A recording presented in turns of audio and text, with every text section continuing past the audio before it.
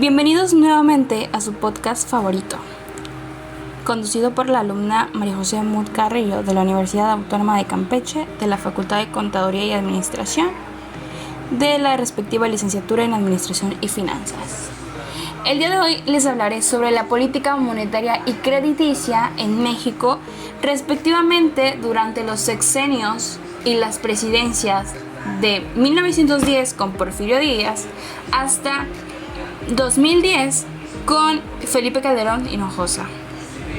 Antes de empezar a abordar sobre todo de este tema, hay que saber qué significa o a qué hace referencia esta política monetaria y crediticia, la cual se determina como un conjunto de medidas e instrumentos que aplica el Estado para regular y controlar el sistema monetario y crediticio de un país. Algunos aspectos que debemos comprender y que son muy básicas en la política monetaria son la oferta monetaria, el tipo de cambio, el tipo de interés bancario, el volumen del crédito, el costo del dinero y la capacidad del pago del dinero. Un punto principal, instrumental, sería la política de redescuento, la cual esta política de redescuento consiste en un préstamo que hace el Banco Central hacia las instituciones bancarias, pues obviamente especificando lo que vienen siendo las condiciones para obtener este crédito, ¿no?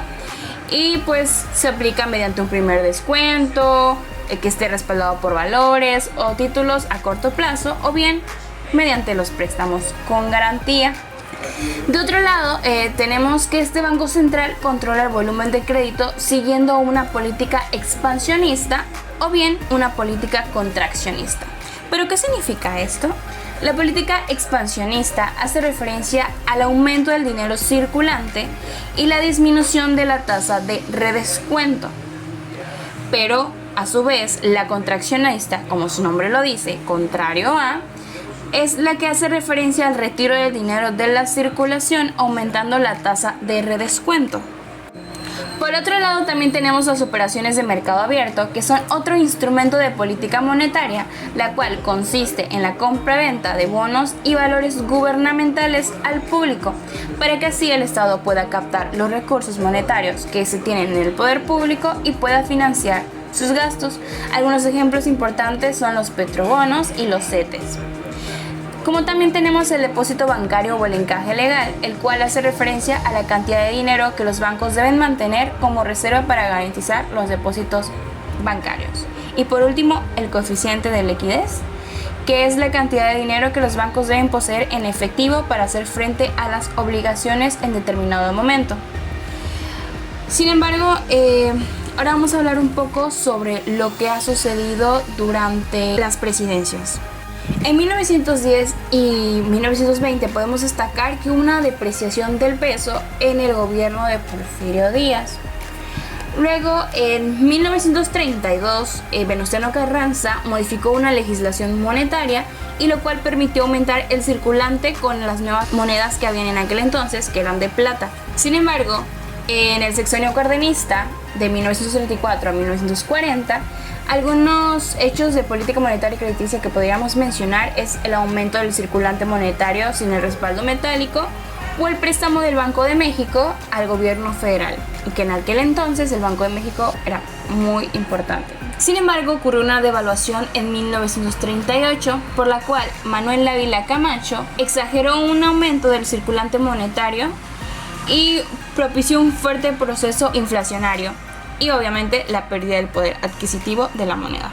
Sin embargo, con Adolfo Ruiz Cortines hubo un aumento de las inversiones extranjeras directas, por lo que hubo un desarrollo estabilizador en la presidencia de Adolfo López Mateos, porque los precios internos casi no aumentaron, lo cual pues obviamente propició una estabilidad y se conservó la paridad de lo que venía siendo el peso con el dólar, y también aumentaron los préstamos extranjeros.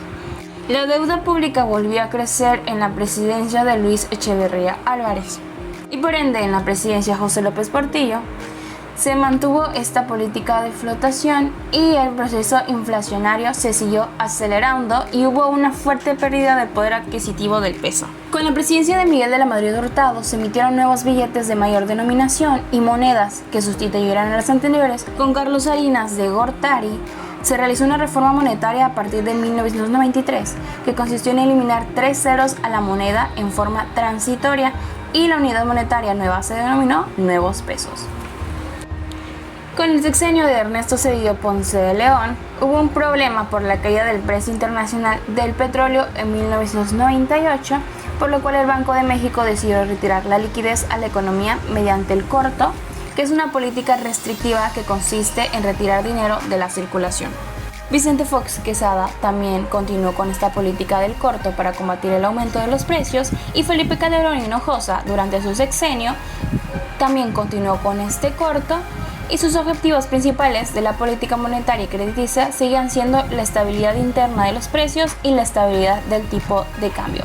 Sin embargo, hubo una inflación que fue muy creciente en comparación al promedio anual que se tenía. Al analizar estos periodos, podemos darnos cuenta que no se ha logrado la tan deseada estabilidad monetaria interna ni la externa, ya que ha habido una devaluación de cifras del peso en relación con el dólar y el costo para la población ha sido muy alto. Inclusive hasta las fechas podemos ir observando la inflación, en la cual el caso sucede es que a veces nuestros ingresos son menores a nuestros egresos. Es decir, que prácticamente ya ni tan siquiera podemos tener o podemos comprar alimentos de la canasta básica porque resultan más caras de lo que eran ahora, y por lo tanto la economía o el sueldo que una persona tiene no es justa y no alcanza para lo que se requiere. ¿Ustedes qué piensan sobre esto? ¿Piensan que los presidentes han hecho buenas decisiones y elecciones en torno a su política monetaria y crediticia? Nos vemos en una próxima emisión.